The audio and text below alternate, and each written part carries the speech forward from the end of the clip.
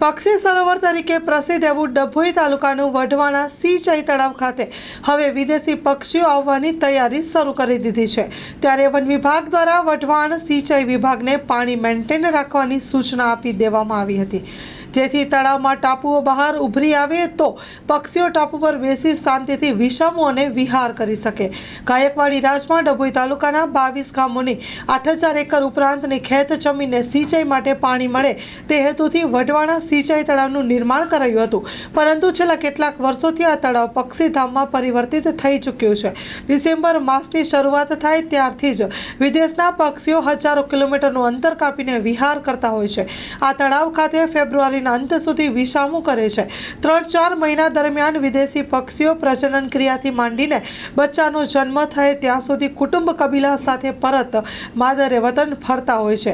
અદ્ભુત નજારો પક્ષીઓ માટે જોવા મળતો હોય છે। ચાલુ સાલે ડિસેમ્બરનો પહેલા જ સપ્તાહથી વિદેશી પક્ષીઓ આગમન કરતા હોય છે, પરંતુ હજુ વઢવાણા સિંચાઈ તળાવમાં પાણી છીછરા થયા નથી, મેન્ટેન હજુ સુધી થયું નથી। ત્યારે પક્ષી સરોવર તરીકે વિકસિત કરવાનું બીડું વન વિભાગ ખાતા પાસે હોવાથી વન વિભાગ દ્વારા તાજેતરના વઢવાણા સિંચાઈ તળાવ વિભાગને પક્ષીઓ વિસામો કરી શકે એટલા જ પ્રમાણમાં પાણી મેન્ટેન રાખવાનો લેખિત આદેશ આપ્યો છે। Story report by Lalbhai Bhatiyara, Dabhoi.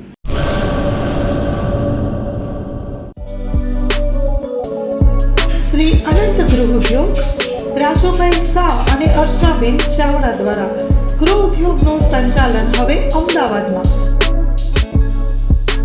Kutch ભુજની પ્રખ્યાત હેન્ડમેડ ખાખરા અને રોટલાના પ્રખ્યાત ગૃહ ઉદ્યોગની વસ્તુનું વેચાણ હવે અમદાવાદમાં।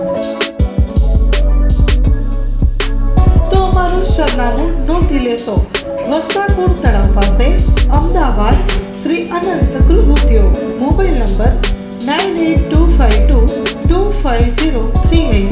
શ્રી અનંત ગૃહ ઉદ્યોગ હવે અમદાવાદમાં।